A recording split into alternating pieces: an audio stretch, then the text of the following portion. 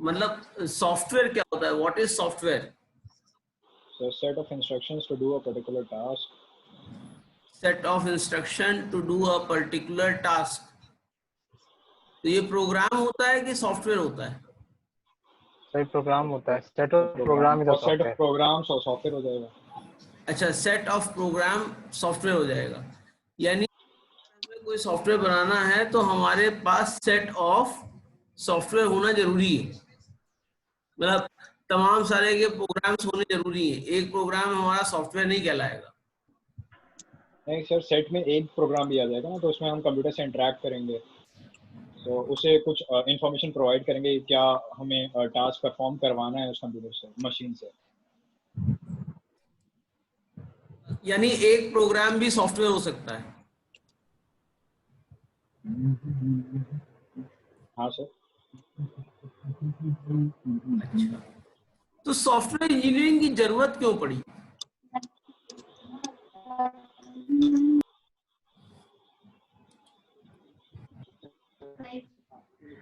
ताकि हमारे सॉफ्टवेयर जो है वो प्रॉपर्ली क्रिएट हो सकें, प्रॉपर्ली हम उसको डेवलप कर सकें। अच्छा, यानी अगर हमें कोई काम करना है तो वो प्रॉपर्ली अगर हम कर सकें, इस वजह से आप कह रहे हैं कि आवश्यकता पड़ी कि हम जो है उसको एक इंजीनियरिंग डिसिप्लिन में ले जाएं। इंजीनियरिंग तो एक डिसिप्लिन है बेटा। जब तक सब लोग अपना वीडियो ऑन नहीं करेंगे, जितने ही लोगों का वीडियो ऑन है उन्हीं की अटेंडेंस लगाऊंगा।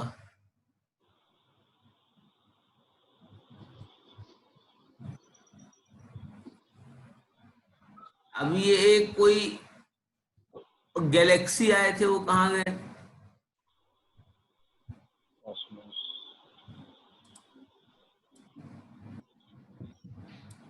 विवेक जी अपना वीडियो ऑन करिए, रमा वीडियो ऑन करिए।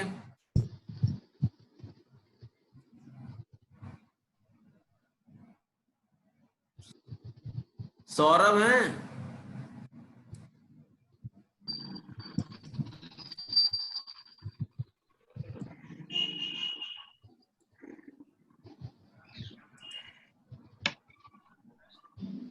हाँ दिख गए भाई, सौरभ दिख गए। अच्छा विवेक, आपको आवाज नहीं आ रही है?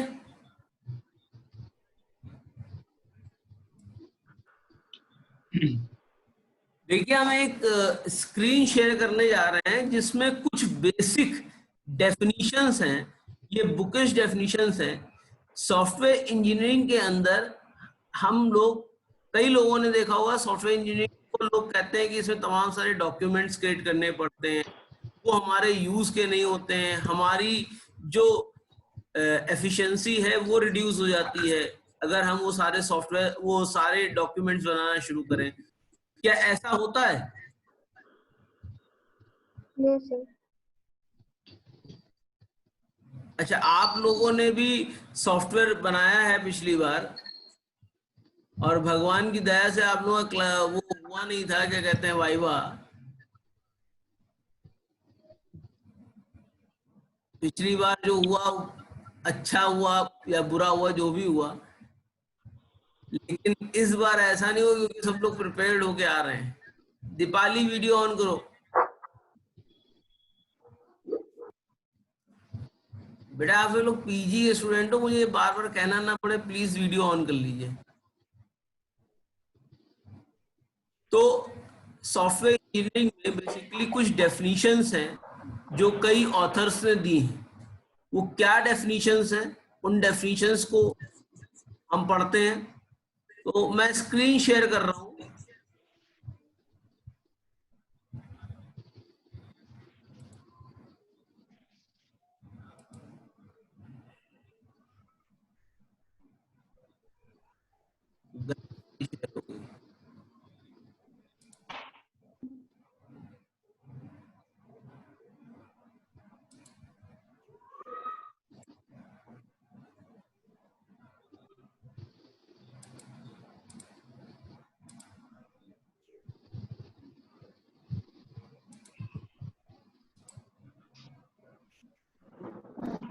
स्क्रीन दिखाई पड़ रही है बेटा?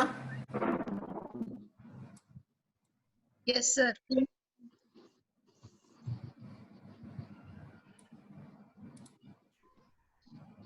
तो हम लोग सॉफ्टवेयर इंजीनियरिंग पढ़ने जा रहे हैं, इसलिए स्क्रीन पे आप देख रहे हैं सर इंजीनियरिंग की कुछ डेफिनेशन है। सॉफ्टवेयर इंजीनियरिंग एक तो नॉर्मल इंजीनियरिंग नहीं है, क्योंकि नॉर्मल इंजीनियरिंग में हम किसी मैकेनिकल प्रोडक्ट को डेवलप करते हैं और एक बार प्रोडक्ट डेवलप हो जाता है तो उसको हम बार बार उसी तरीके से मैन्युफैक्चर करते रहते हैं। जबकि कोई दो सॉफ्टवेयर एक जैसे नहीं होंगे अगर वो जेनरिक नहीं है। तो आप अगर देखिए तो दो तरह के सॉफ्टवेयर आते हैं, एक सॉफ्टवेयर होता है जेनरिक, एक सॉफ्टवेयर होता है टेलर मेड, जिसे हम कस्टम मेड भी कहते हैं, आपकी जरूरतों को देख के बनाया जाता है। अब अगर देखिए तो आपका एक है माइक्रोसॉफ्ट वर्ड, सबने यूज किया होगा एमएस वर्ड को। कोई ऐसा व्यक्ति जिसने एमएस वर्ड को यूज ना किया हो? तो एमएस वर्ड आपका क्या है? एक जेनरिक सॉफ्टवेयर है और ये मैन्युफैक्चर हुआ है। ये जो हुआ है ये मैन्युफैक्चर हुआ है। तो अगर बाकी सॉफ्टवेयर देखें, जैसे फिनाकल है, फिनाकल आपका बैंकिंग सेक्टर में के लिए ही खाली डेवलप किया गया है और रिक्वायरमेंट अलग अलग होती है तो उसको हम थोड़ा बहुत कस्टमाइज करते रहते हैं। तमाम तरह के लोग अपने लिए सॉफ्टवेयर बनाते हैं। ये जो सॉफ्टवेयर बनवाते हैं ये सब आपके टेलर मेड सॉफ्टवेयर होते हैं, ठीक है ना। अंतर क्या होता है? अंतर वही होता है जो रेडीमेड कपड़ा खरीदने में और जो टेलर मेड कपड़ा खरीदने में होता है। अगर रेडीमेड आप खरीदने आते हैं तो हो सकता है आपकी फिटिंग एग्जैक्ट ना मिले, ऐसा होता है। आप उसको टेलर से अगर बनवाएंगे तो आप मान लीजिए ज्यादा सामान लेके चलते हैं तो आप 6 पॉकेट अपने शर्ट पे लगवा सकते हैं, ठीक है। आप अपने हिसाब से कॉलर डिजाइन करवा सकते हैं, सारी चीजें आप अपने हिसाब से डिजाइन करवा सकते हैं। तो दैट इज टेलर मेड, यानी टेलर के पास जा रहे हैं और अपनी रिक्वायरमेंट आप उसको दे रहे हैं और रिक्वायरमेंट देने के बाद टेलर आपकी रिक्वायरमेंट के हिसाब से जो है आपका सॉफ्टवेयर डेवलप कर रहा है। तो ये दो अंतर हो गए आपके सॉफ्टवेयर्स में, एक तो जो टेलर मेड होते हैं और एक आपके नॉन टेलर मेड जो होते हैं यानी जेनरिक होते हैं। इसमें किसी को कोई प्रॉब्लम? बेटा ये चीज क्लियर है? Sir yes sir. किसी को कोई क्वेश्चन इसमें?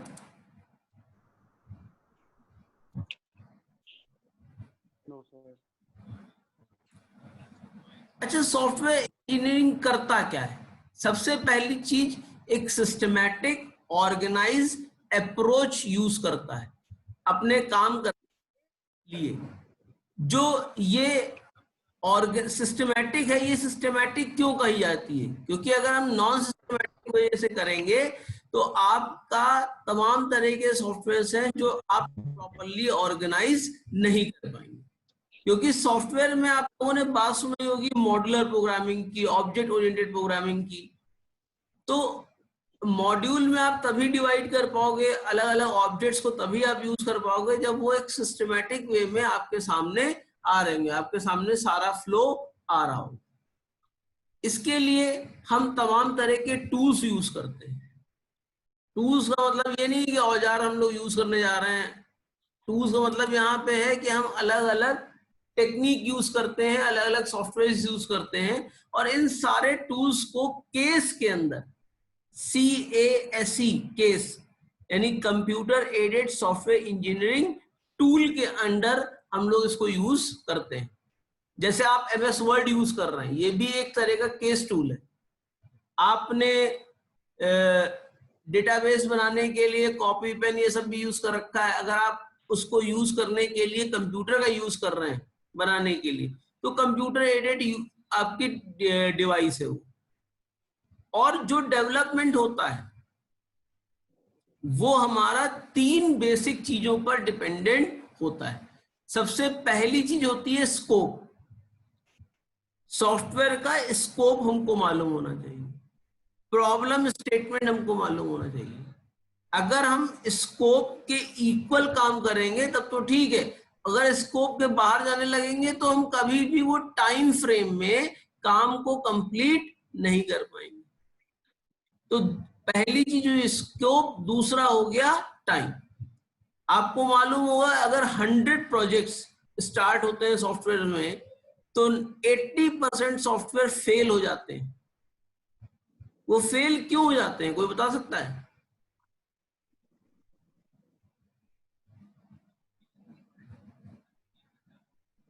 तो प्लानिंग नहीं होती है सही से। आपने अक्सर देखा होगा कि कितने लोग मुंशी ये आपका टेढ़ी पुलिया की तरफ से रहते हैं? और मैं और शिवम।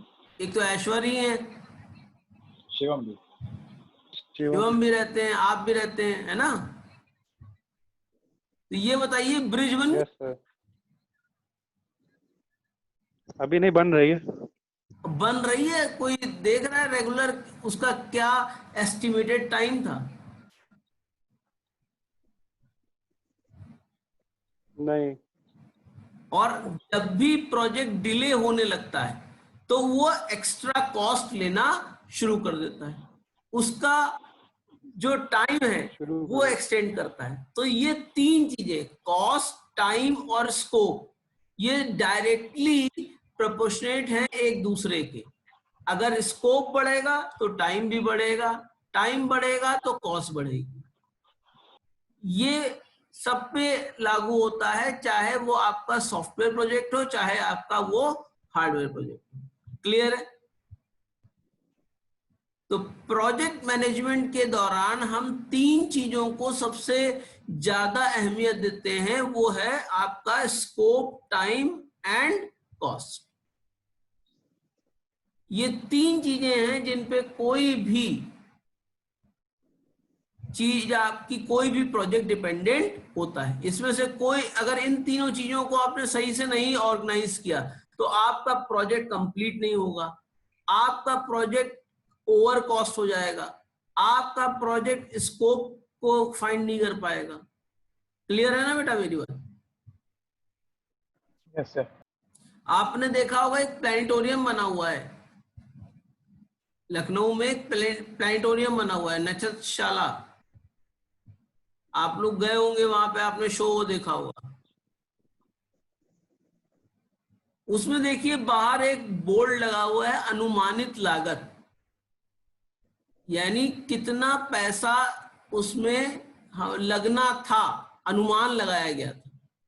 तो अगर वो अनुमान सही रखना है तो टाइम से सारी चीजें कंप्लीट करनी होंगी। आपने देखा होगा गवर्नमेंट प्रोजेक्ट हमेशा टाइम के बाद कवर होते हैं। अगर टाइम पे कोई प्रोजेक्ट कंप्लीट हो जाता है तो उसमें बहुत शाबाशी लोगों को मिलती है। तो ऐसा क्यों होता है? क्योंकि जैसे ही टाइम बढ़ेगा वेंडर का स्कोप, वेंडर की कॉस्टिंग बढ़ेगी। भाई कुछ मटेरियल आया होगा वहां पे उसको बनाने के लिए, वो गड़बड़ हो गया होगा, फिर दूसरा और मटेरियल बुलाया। ऐसा होता है कि नहीं होता है?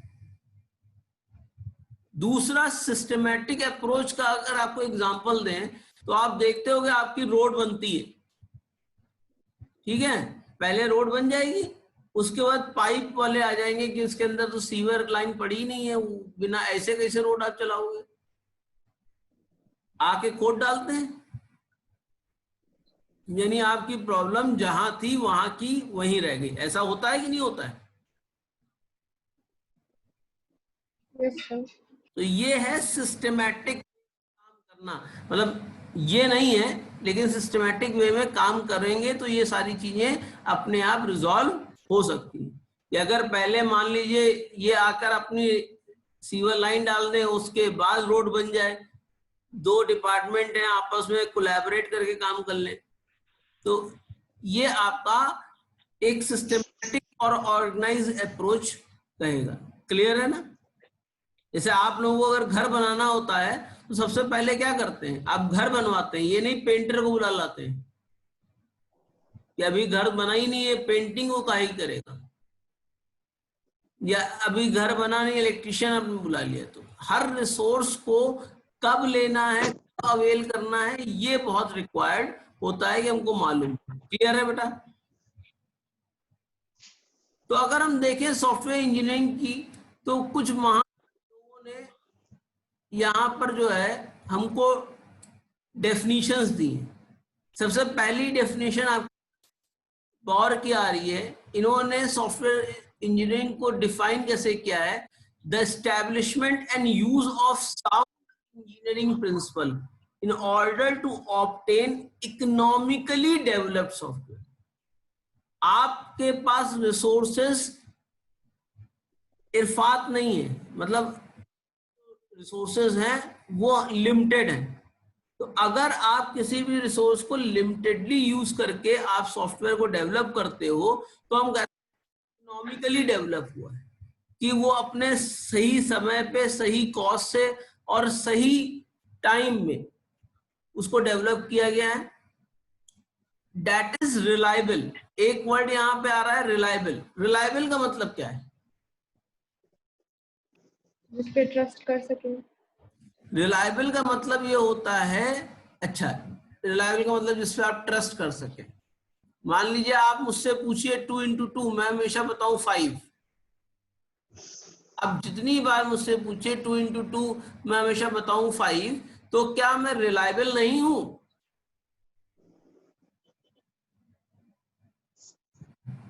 सर इस केस में तो नहीं है। भाई क्यों नहीं हूं? हर बार आप जब मुझे 2 into 2 बोल रहे हैं तो मैं उसको बदल तो रहा नहीं हूं। देखिए सर आंसर करेक्ट नहीं मिला। एक चीज होती है एक्यूरेसी, एक चीज, दोनों में जमीन आसमान का अंतर। आप अगर एक्यूरेट हैं तो आप रिलायबल होंगे, लेकिन आप अगर रिलायबल हैं तो जरूरी नहीं एक्यूरेट होंगे। जैसे कि हमारे यहाँ कुछ लोग हैं जो एक दूसरे के साथ आते हैं, ठीक है, तो अगर वो नहीं आए तो ये रिलायबिलिटी कॉन्सेप्ट पूरा है कि वो नहीं आएगा, दूसरा नहीं आएगा। तो रिलायबल का मतलब इन द गिवन सर्कमस्टांसेस और situation when machine is giving the same result, then we say that machine is reliable. बात समझ में आई? इस केस में हम रिलायबल हैं, लेकिन हम एक्यूरेट नहीं।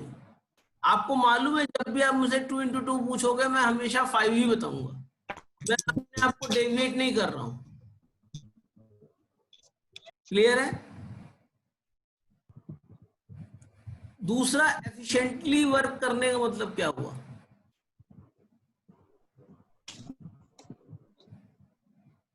मतलब कि कम रिसोर्सेज यूज करके अच्छी प्रोडक्टिविटी देना। एफिशिएंटली का मतलब यह है कि आपकी जितनी क्षमता है, जितना आपको काम करने का की जो है कैपेसिटी है, आप अपनी कैपेसिटी को 100% यूटिलाइज कर पाए। जब आप अपनी कैपेसिटी को 100% यूटिलाइज कर पाएंगे तो भी माना जाएगा कि आप एफिशिएंट हैं। क्लियर है? तो ये डेफिनेशन में कोई प्रॉब्लम?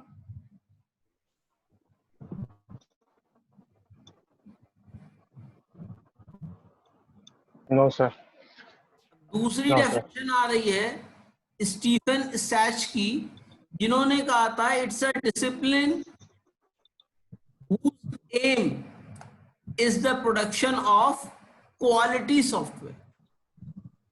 क्वालिटी सॉफ्टवेयर का मतलब क्या है? जिसमें बग ना हो, जिसमें एरर ना हो, and software that is deliver on time, with in budget and satisfy it's requirement. जो आपको स्कोप, टाइम और कॉस्ट के बारे में कहा था, वो सारी चीजें इसमें आ गई कि नहीं आ गई?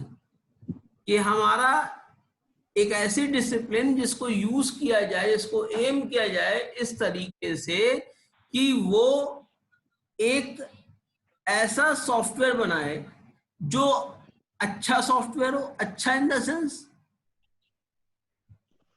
कि एक्यूरेट बग फ्री, एक्यूरेट हो और इजी टू अंडरस्टैंड हो, इजी टू मेंटेन हो, जिसको समय से डिलीवर किया जाए। जो बजट बताया गया है उस बजट के हिसाब से डिलीवर किया जाए। अंदर वाला दांत उसमें खाना खाते हैं तो और फिर जब खाते हैं तो फट जाता है, तो ये दांत आधा दांत निकला है उसकी दिख रही है। भाई मुझे से बात करो, इधर उधर बात करोगे तो फायदा क्या है?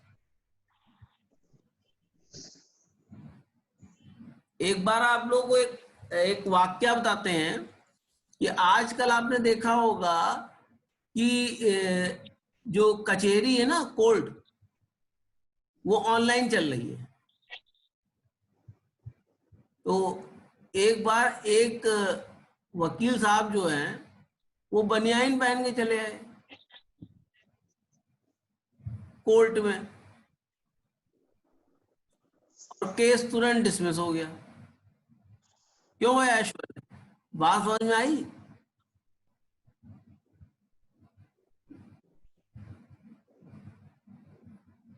मैं भी घर में हूँ, ये नहीं है कि जो है आराम से जो है मसल वसल सिखाते हुए बैठूं। कृपया आप लोग जो है ड्रेस सेंस का ध्यान रखिए। मैं आपसे ये नहीं कह रहा हूँ कॉलेज यूनिफॉर्म पहन के बैठिए, लेकिन कम से कम शर्ट तो पहन ले मेरे भाई। और ये सब खुद अपने आप करना है, क्योंकि स्वयं से ही होगा। क्यों सृष्टि?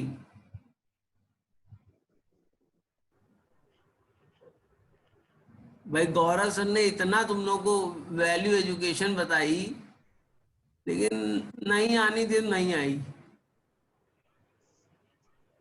क्योंकि ये तीन बच्चे इशिता, सृष्टि और ऐश्वर्य, ये सब तो भैया इन्होंने तो ह्यूमन वैल्यू भी पढ़ी है। बाकी 27 के सारे खून माफ। हाँ अब आए हैं देखो, अच्छा राजा बाबू बन के। ठीक है भाई, ये क्लियर हुआ?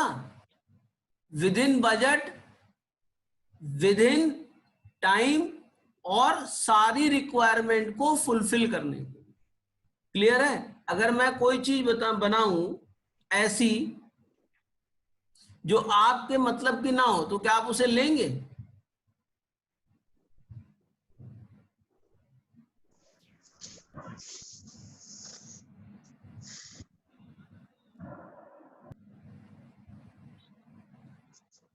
भाई तो आप क्या उसे खरीदेंगे? आप बाई करेंगे उस चीज को? No sir. आपको मालूम होगा एक मोटरोला कंपनी है, नाम सुना है आपने? Yes sir. और बहुत वो लोग हमारे जैसे लोगों को चिढ़ाया करती है, हेलो मोटो, हेलो मोटो, है ना? गाना भी बन गया है, ठीक है ना? तो उसने क्या किया, एक सेलफोन बनाया। वो सेलफोन इतना बढ़िया था कि विदाउट टावर वर्क करता था, मतलब उसको टावर की रिक्वायरमेंट ही नहीं थी, लेकिन वो चला नहीं। कोई बता सकता है क्यों? था काफी, वो सैटेलाइट फोन सबकी यूज में नहीं आ रहा था। है बेटा? एक्सपेंसिव था काफी सैटेलाइट फोन। हाँ आपने बात बिल्कुल सही कही, क्योंकि उसको टावर की रिक्वायरमेंट नहीं थी, लेकिन सैटेलाइट की रिक्वायरमेंट थी, और उसकी एक कॉल कम से कम $80 की हुआ होती थी। रहा था काफी। तो $80 का रिक्वायरमेंट, मतलब क्या रिक्वायरमेंट के अंदर फीजिबल है वो ये चीज? ये हम सब लोगों के लिए फीजिबल नहीं है। हो सकता है कोई आर्म फोर्सेस हो, उनके लिए रिक्वायर्ड हो, या ऐसे टेरेन पे जो लोग हैं जहां पे कम्युनिकेशन नहीं होता है, वहां पे रिक्वायर्ड। तो अगर हम सॉफ्टवेयर बना रहे हैं और उसमें रिक्वायरमेंट्स को फुलफिल नहीं कर रहे हैं, तो उस तरह के सॉफ्टवेयर की कोई आवश्यकता नहीं। क्लियर है? सॉफ्टवेयर आपका सक्सेस तभी माना जाएगा जब हर आदमी उसको यूज करे। एक बार खरीद लेने के बाद अगर उसको कोई आदमी यूटिलाइज नहीं कर रहा है, यूज नहीं कर रहा है, तो वो सॉफ्टवेयर फेलियर के अंदर आएगा। क्लियर है मेरी बात? और यस सर। सॉफ्टवेयर फेलियर कभी कभी यूजर की वजह से भी हो जाता है। सॉफ्टवेयर फेलियर में कभी कभी यूजर भी एक तरह से फेलियर क्रिएट कर देता है। फॉर एग्जाम्पल, आप सब लोग कॉलेज की कैंटीन में गए, यस सर। यस तो वहां पे आपने देखा हुआ एक सॉफ्टवेयर बना हुआ रखा हुआ है जो उनके कंप्यूटर में जिससे स्लिप, यस सर। और आप लोग आर्यन भी गए होंगे। आर्यन में देखिए वो नंबर डायल करता है 938, आपने कहा हमको खाना खाना है तो उसने कहा 437, एक नंबर से वो कोड याद रखता है।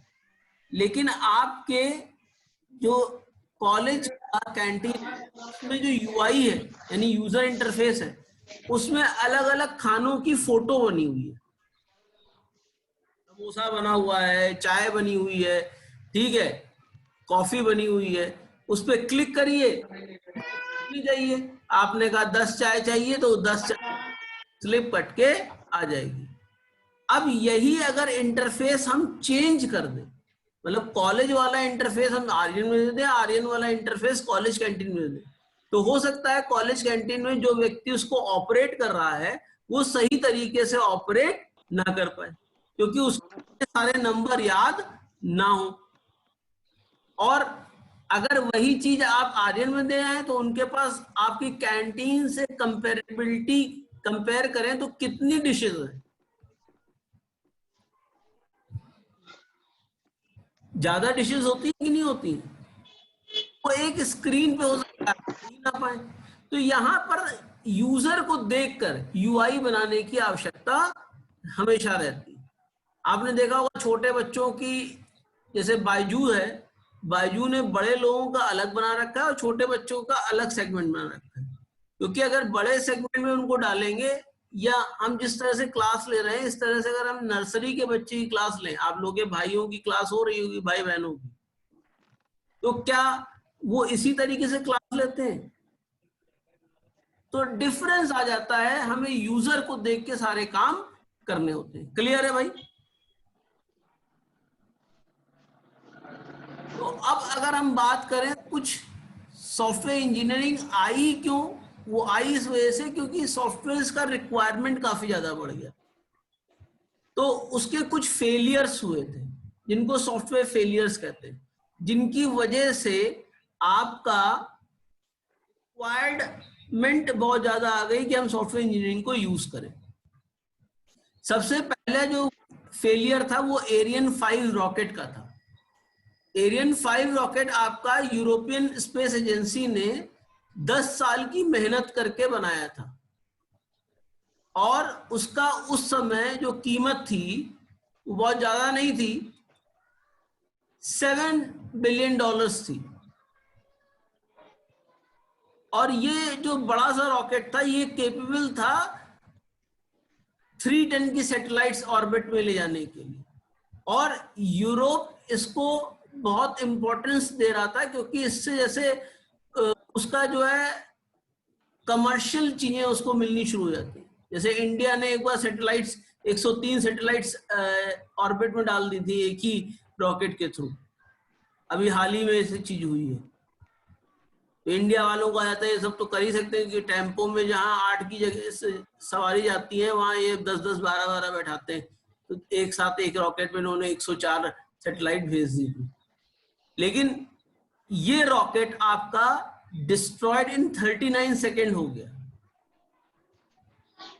और जो एल्टीट्यूड इसने लिया वो 2.5 माइल्स लिया, और 4 एक्सपेंसिव सैटेलाइट थी जो अनइंश्योर्ड थी। पेन की बात क्या है कि इसने उन सैटेलाइट्स को नुकसान पहुंचाया जिनकी इंश्योरेंस ही नहीं था, यानी रॉकेट नष्ट हुआ वो अलग, सैटेलाइट कैरी कर रहा था वो गड़बड़ हुई वो अलग। ऐसा इसीलिए हुआ था कि इसमें जो सॉफ्टवेयर बनाया गया था उसने जब फ्लोटिंग पॉइंट नंबर को इंटीजर में कन्वर्ट किया या इंटीजर को फ्लोटिंग पॉइंट नंबर में कन्वर्ट किया, तो जो डेसिमल प्लेसेस थी वो राइटली जो है वर्कआउट नहीं कर पाए।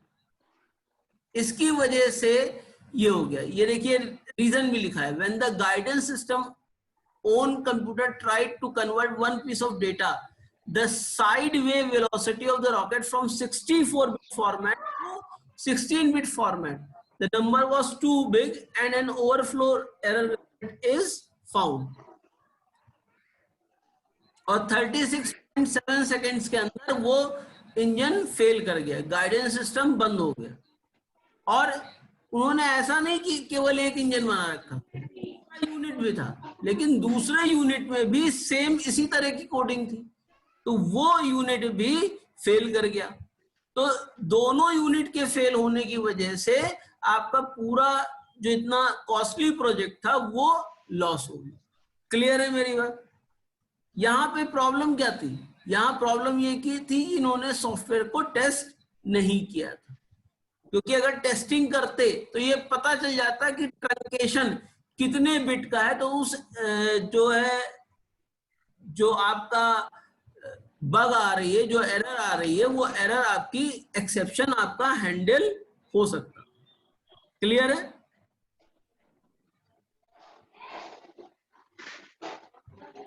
अभी रेलवे में एक प्रॉब्लम आई थी जिसको बहुत ज्यादा लोगों ने नहीं बताया। आप जानते हैं रेलवे में टिकट किससे बनता है? कौन कंपनी बनाती है? क्रिस। अगर आप देखिए नीचे लिखा रहता है क्रिस।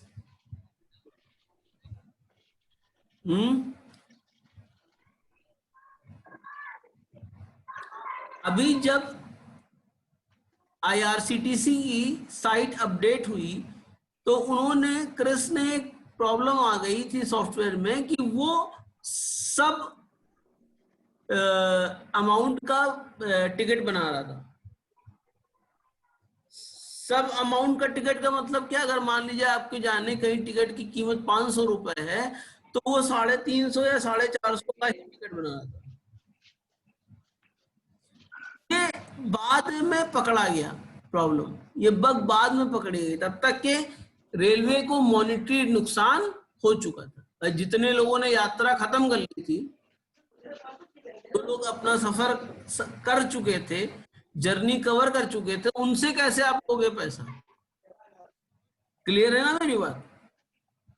तो इस तरह के कई सारे हैं। एक Y2 के प्रॉब्लम आप लोगों ने सुनी होगी, तो सभी ने सुनी थी। Y2 के प्रॉब्लम में क्या था, कोई बता सकता है?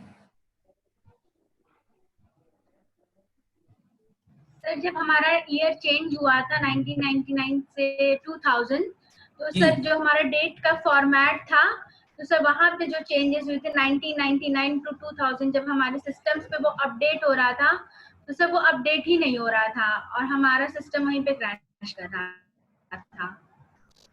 अच्छा, इंडिया में कितना नुकसान हुआ Y2 के वजह से?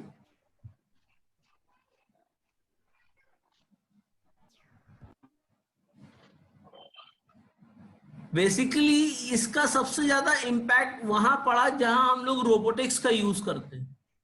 रोबोट जहां पे आपका बैंकिंग या जो है आपका जो मल्टी स्टोर्स होते हैं, सुपरमार्केट्स होती हैं, वहां पे अगर मान लीजिए उसने दिखाया कि आपका सेशन 00 हो गया, तो एक्सपायरी डेट उसको देख लेता था कि, और सामान जाके वो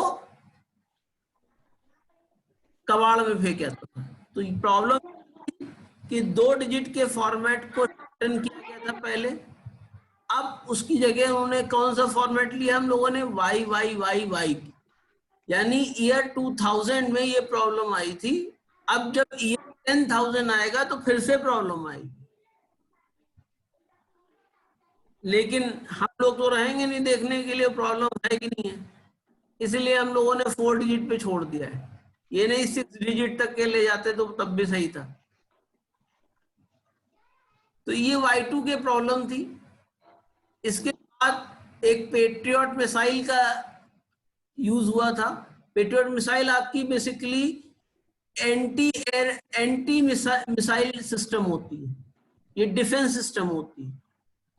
ठीक है, अभी 1 मिनट बाद ये कट हो जाएगा सेशन, फिर से ज्वाइन करिएगा, 5 मिनट की और क्लास आएगी सब लोग। तो फर्स्ट टाइम इसको गल्फ वॉर में यूज किया था और इराकी स्कड मिसाइल्स को ये आसमान में ही डिस्ट्रॉय कर देता था, लेकिन इसने कई बार बचाया भी और कई बार मिस भी किया, और एक मिस के समय 28 सोल्जर्स मारे गए थे जो सऊदी अरेबिया में एक होटल के ऊपर एक होटल में रह रहे थे।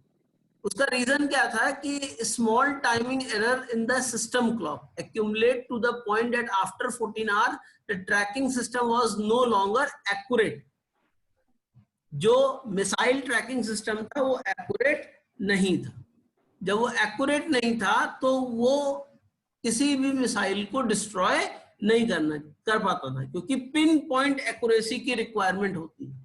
तो जो दरअन अटैक हुआ था उसमें सिस्टम 100 घंटे से ज्यादा ऑपरेट हो गया था।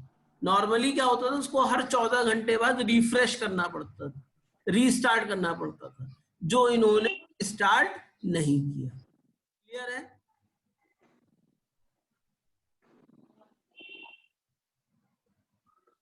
कोई प्रॉब्लम?